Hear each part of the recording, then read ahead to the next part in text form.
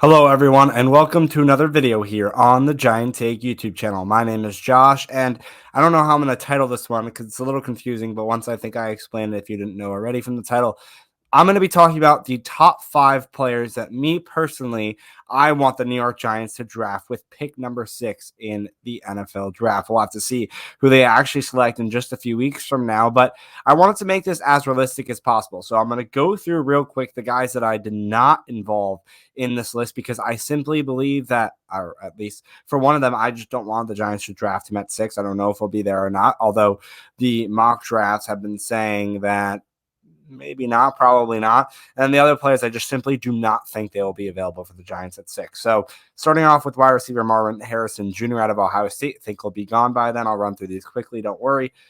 Also, Jaden Daniels, the quarterback out of LSU, I think he'll be gone by the Giants pick at 6. Quarterback Drake May, North Carolina, same deal. And the one player that I was saying kind of on the cusp because maybe a team trades up for him or he gets picked before the New York Giants would be quarterback J.J. McCarthy out of Michigan. If he's available at 6, I don't want him. Stay away from him. If he is not available at 6 because a team trades up, even better. I know the Giants have been linked or rumored to like J.J. McCarthy. I feel that his tendencies and how the draft is moving along, where this player in J.J. McCarthy was ranked in the second and third round to start the college football season and now has moved up all the way into the top 5, let alone top 10 of potential draft picks. I think it's very Daniel Jones-esque, and I don't want to kind of not waste, but I don't want to spend another pick to then just reset the franchise to where we are right now with Daniel Jones, as Drew Lock gets signed as a backup and people are already saying he can potentially start as Daniel Jones isn't ready for the start of the season.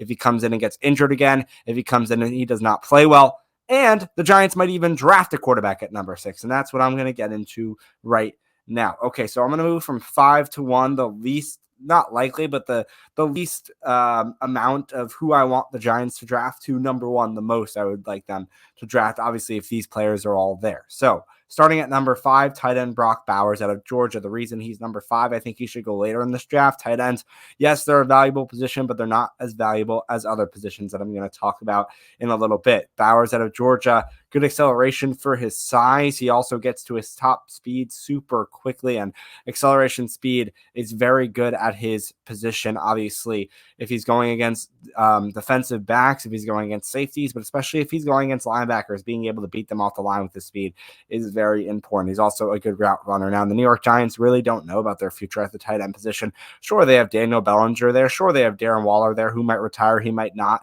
We don't have the decision yet on him, but Darren Waller has been basically a failure so far with the New York Giants. So not really anything to be excited about if he comes back right now, unless he shows it on the field after we paid him big money. So Bowers could be a nice addition to the team, but he's number 5 for a reason. It's not a valued position for the New York Giants. It's not a draft need that I think is more important than someone like number 4 in quarterback Michael Penix Jr. out of Washington. Yeah, I know what you're saying.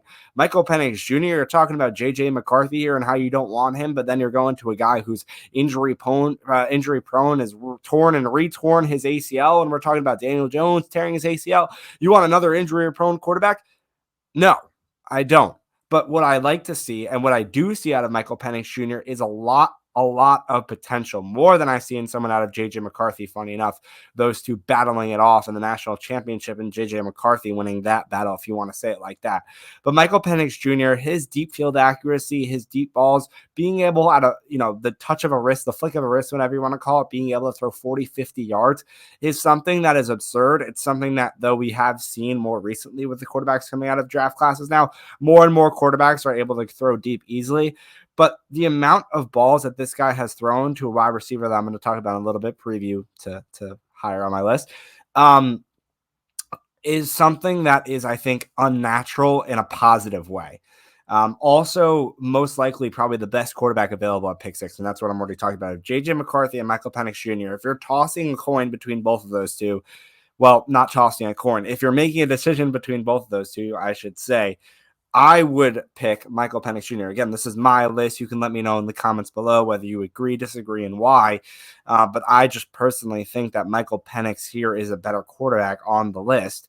And then, so obviously we go from quarterback, and I think if he's there, and the wide receivers that I mentioned soon aren't, then I think yeah, you can draft Michael Penix Jr. and we're going to have to run through a 3 quarterback rotation. It's going to look very odd. It's going to look interesting between Drew Lock, Daniel Jones, and Michael Penix Jr., who takes over. But that's what I have it for, and I'll leave it at that. Number 3, an offensive tackle in J.C. Latham out of Alabama. I haven't seen many, if any, lists that have the tackle going to the New York Giants.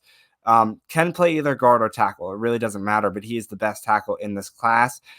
He's quick with his passing sets, and then also his grip strength is really what puts him over the edge compared to other tackles in this 2024 draft class. Well, you're asking, where's Latham going to slot in? It's going to be replacing Evan Neal if this guy does not get his stuff together at right tackle. But although he can, like I said, slot in at guard if you really need him, but what it looks like, it'll be an Alabama to Alabama replacement in offensive tackle Evan Neal if that really doesn't work out. I just don't know. My only, obviously it's a hope, right? I mean, you hope that Evan Neal, at least at this point, can get it together, but we don't know if he will. So drafting an Alabama replacement for an Alabama player is kind of wild. But I do think if Latham's available, if we don't think that there's any other better choices or options there, then you pick Latham at number 3, and he will either be the backup to start the year, then go in for Evan Neal, or start as a starter. Start as the starter. Will be the starting right tackle is what I should say to begin the NFL season. Okay, so 1 and 2, I want to say are kind of interchangeable in some ways, depending on who's available, because I think one will be, one won't be. So I really won't be upset with either of them. But in terms of how I am doing this video, and it's the top 5 players that I want at pick 6, there's one that I have leaning more than the other. So number 2, I'll go with that first, is wide receiver Rome Odunze out of Washington. I think that already clicked for you watching who that number 1 player is.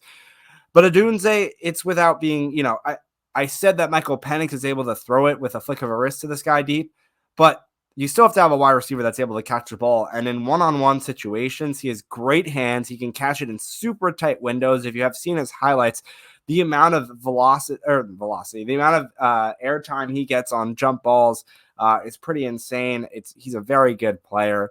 And I like to see him when he's in those tight windows, when he can't beat opponents off the line of scrimmage. Don't worry, he still gets it done because he just catches it over them or just hangs on to the ball in a pretty remarkable way. His speed does dominate opponents, and that is why he's one of the best wide receivers, and that's why he's number 2 on my list.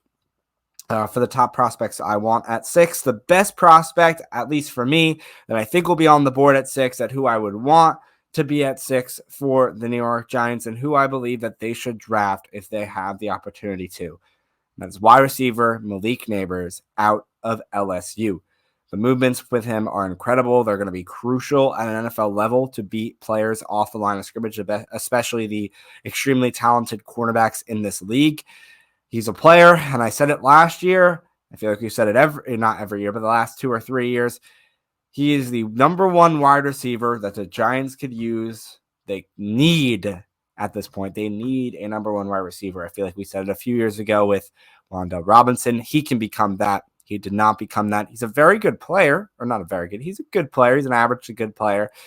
Darius Slayton, consistently, sure, a good player, but he's not a number 1 wide receiver on a football team.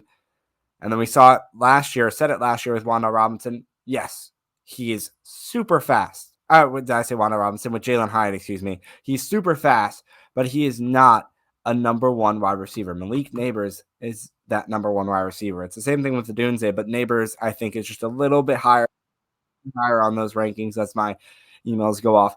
Ability to change directions, yet continue to accelerate, allows him to be one of the specialists in the slot and also on the outside, so can interchangeably play either of those positions. So again, 5-1 for the top prospects or players I would like the Giants to draft at 6. At number 5, tight end Brock Bowers out of Georgia. 4, Michael Penix Jr. out of Washington. 3, offensive tackle J.C. Latham out of Alabama. 2, wide receiver Rome Odunze out of Washington. And 1, Malik Nabers out of LSU. That's my list. Hope you enjoyed. Let me know what you think and your lists are in the comments below, and I'll see you either for another video here or another episode on the Giant Take Podcast.